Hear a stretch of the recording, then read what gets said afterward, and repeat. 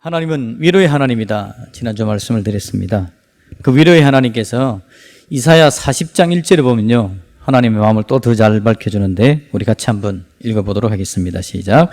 너의 하나님이 이르시되 너희는 위로하라, 내 백성을 위로하라. 아멘. 이사야 40장쯤의 이야기는 얼마나 진행된 이야기냐 하니까 이스라엘 백성들이 죄를 많이 짓죠. 하나님께서 선지자를 보내고 또 보내도 하나님 말씀 안 듣습니다. 그래서 결국 이제 이스라엘 백성들이 멸망되기로, 심판받기로 거의 확정되어 있는 상황입니다. 그런 상황에서 하나님께서 하나님의 선지자, 말씀을 전하는 사역자를 통해서 하나님께서 하시는 말씀이죠. 너희 하나님이 이르시되 너희는 위로해라, 내 백성을 위로해라. 하나님의 마음입니다.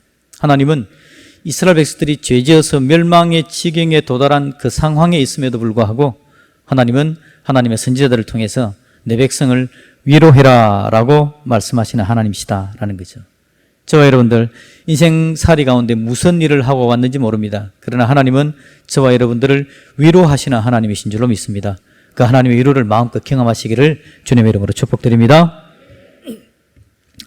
하나님께서 내 백성을 위로하라 라고 이야기하시는데요, 오늘 본문에서 우리 예수님은 뭐라고 이야기합니까? 다시 한번 오늘 본문을 읽어보도록 합니다. 마태복음 11장 28절 말씀 시작.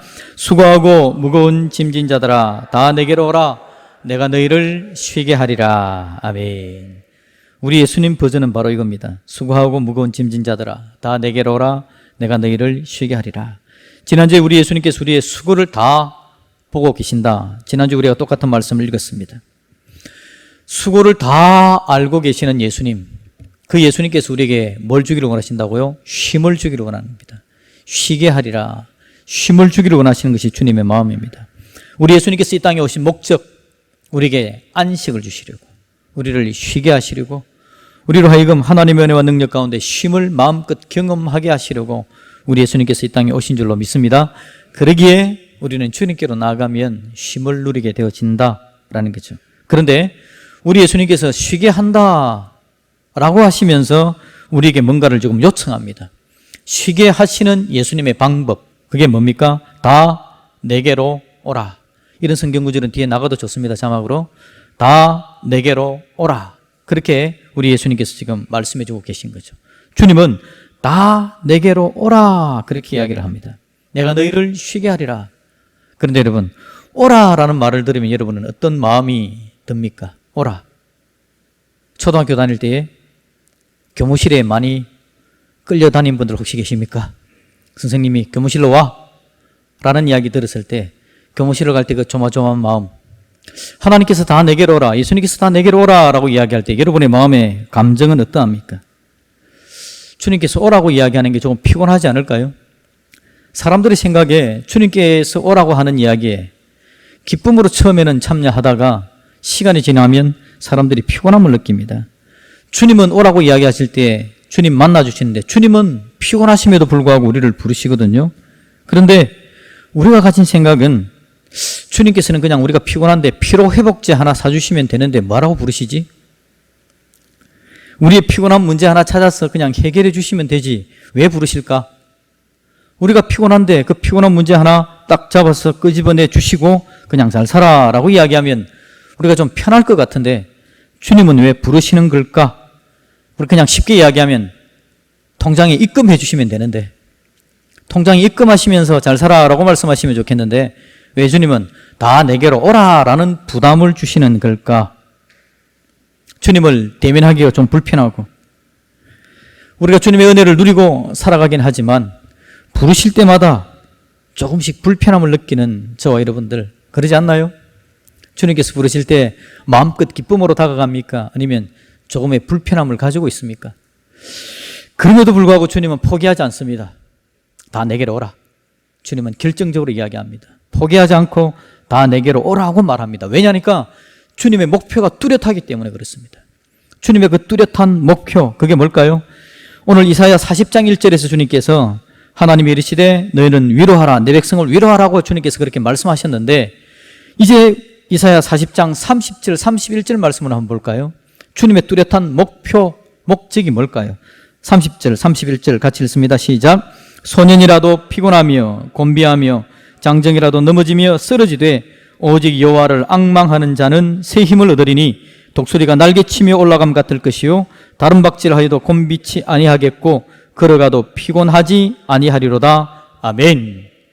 우리 주님의 뚜렷한 목표는 바로 이겁니다. 새 힘을 주는 겁니다. 우리에게 새 힘을 주어서 독수리 날개치며 올라감 같은 능력, 새 힘을 주어서 걸어가도 피곤하고 곤비치 않는 은혜, 그 놀라운 사랑을 주기를 원하시는 것이 바로 주님의 마음인 것이죠. 그래서 주님은 오라고 이야기합니다. 소년이라도 피곤합니다. 장정이라도 넘어지고 자빠집니다. 그런데 주님께서 부르시는 그 은혜를 붙들면, 새 힘을 누리게 되어지면 독수리 날개치며 올라가는 놀라운 능력이 나타나게 되어진다라는 거죠. 당시 이스라엘 백성들이 어떤 상태라고요? 죄를 지어서 선지자들이 그렇게 하나님의 말씀 들으라고 말씀해 줌에도 불구하고 말 안 듣고 자기 마음대로 살다가 결국은 이제 멸망을 선고받은 상태에 있는 이스라엘 백성들, 그럼에도 불구하고 하나님은 그들이 새 힘을 얻기를 바라시는 겁니다. 하나님은 하나님의 백성들이 새 힘 얻기를 바라신다라는 거죠. 왜냐하니까 새 힘을 얻어야 또다시 새롭게 그들이 회복되어지고 하나님 은혜 가운데 나와서 살아날 거 아닙니까? 죄지어 죽어가는 하나님의 백성들, 하나님께서 새 힘 안 주시면 그들은 죽어 널브러져 버릴 거 아니겠습니까? 그래서 하나님은 부르시는 겁니다. 새 힘을 주려고 부르시는 거죠. 강력한 하나님의 힘을 그들에게 주기를 원하시는 것이 하나님의 마음입니다. 다시 말씀드리지만 저와 여러분들 한 주 동안 무슨 삶을 우리가 살아왔을까요? 하나님께서 기뻐하는 삶을 살았습니까? 아니면 하나님께서 하지 마라 하는 일들, 습관적인 잘못에 빠져 있지는 않았을까요? 하나님 앞에 나오기에 참회 기도 시간에 머리도 들지 못할 정도의 마음을 가지고 있지는 않나요? 그럼에도 불구하고 우리 하나님은 우리에게 말하기를 새 힘을 주기를 원한다. 너희들이 새 힘을 가졌으면 좋겠다. 독수리 날개치며 올라가는 그 은혜와 능력을 누렸으면 좋겠다. 삶의 문제에 빠져서 그게 매여 있는 자들이 아니라 그걸 뚫고 올라가는 독수리 날개치는 은혜를 누리는 하나님의 사람이 되었으면 좋겠다. 오늘 저와 여러분들에게 그렇게 말씀하시는 분이 우리 하나님이신 줄로 믿습니다. 하나님은 은혜의 하나님이십니다. 그래서 하나님은 오라고 말씀하십니다. 다 내게로 오라. 멀어져 있는 거리를 좀 좁혀라. 거리를 줄여라. 세상 여러 가지 일들로 말미암아 흘러 떠내려간 삶이라면 좀 그 흘러 떠내려간 삶을 좀 거리를 좁혀야 되지 않겠니? 줄여야 되지 않겠니? 바로 그 이야기를 하나님은 우리에게 들려주신다라는 거죠. 여러분, 우리가 사회적 거리두기가 참 잘 되었습니다. 우리나라가 참 잘 대응했지요. 이태원 클럽에서 재확산이 되어지는 일들이 발생했습니다. 이태원 클럽을 다녀온 한 청년이, 학원 강사가 아이를 가르쳤습니다.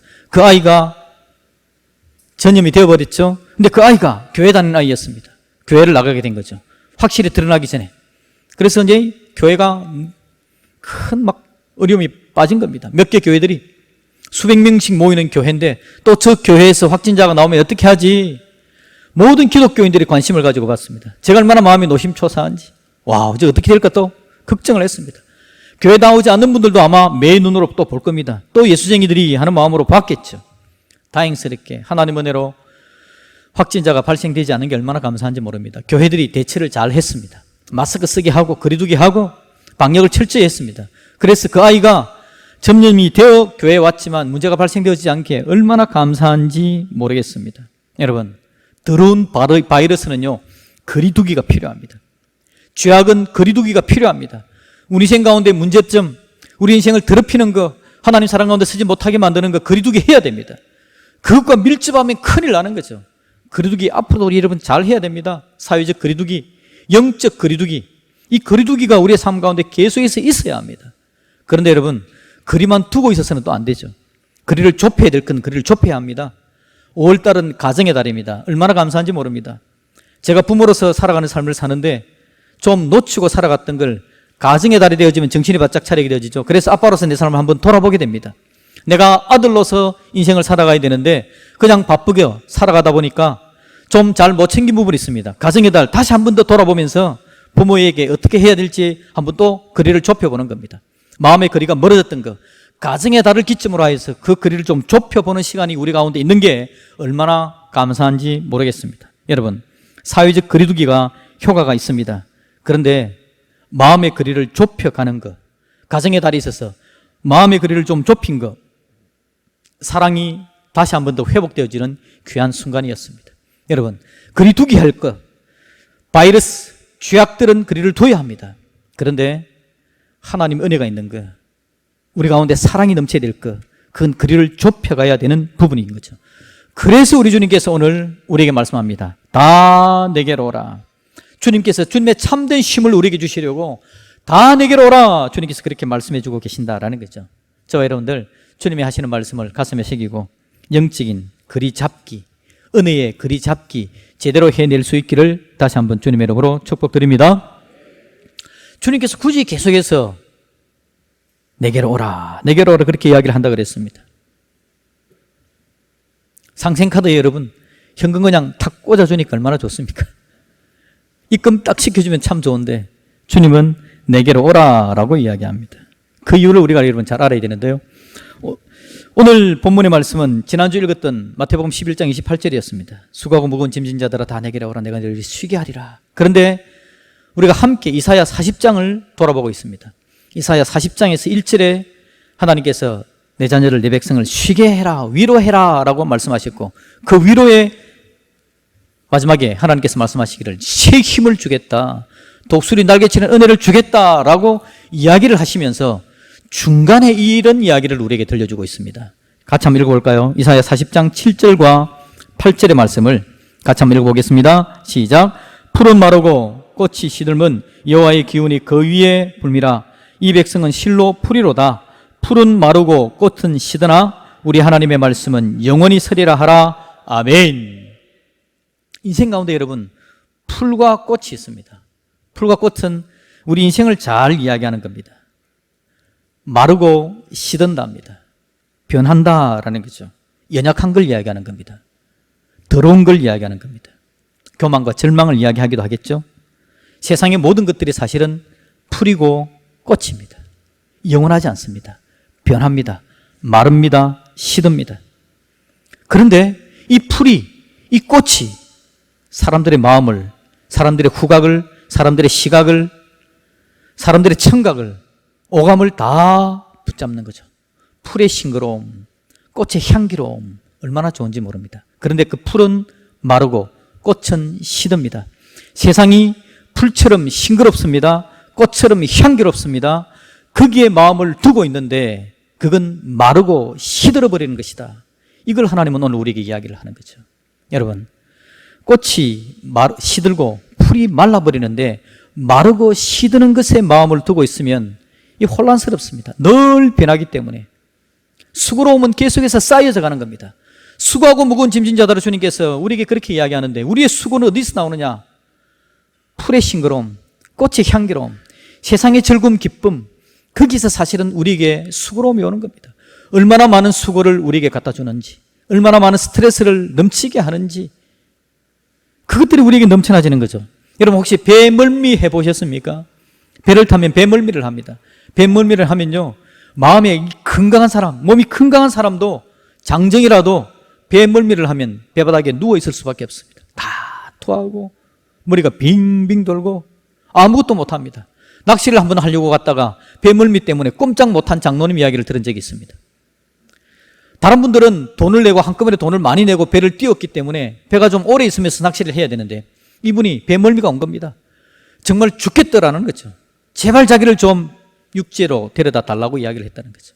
여러분, 배멀미는 얼마나 심한지 모릅니다. 그 배멀미, 인생 살아가는 가운데서 꽃의 싱그러움, 향기로움, 풀의 싱그러움, 이것들이 세상에 매이게 하는 이것들이 우리로 하여금 울렁증이 일어나게 만들고 멀미가 일어나게 만드는 겁니다.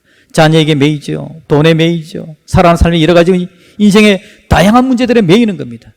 그러므로 말미암아 우리에게 멀미가 넘쳐나지는 거죠. 그런데 여러분, 배멀미는 어떻게 해결되는 줄 압니까? 거짓말 같게도요, 배에서 내리면 끝입니다.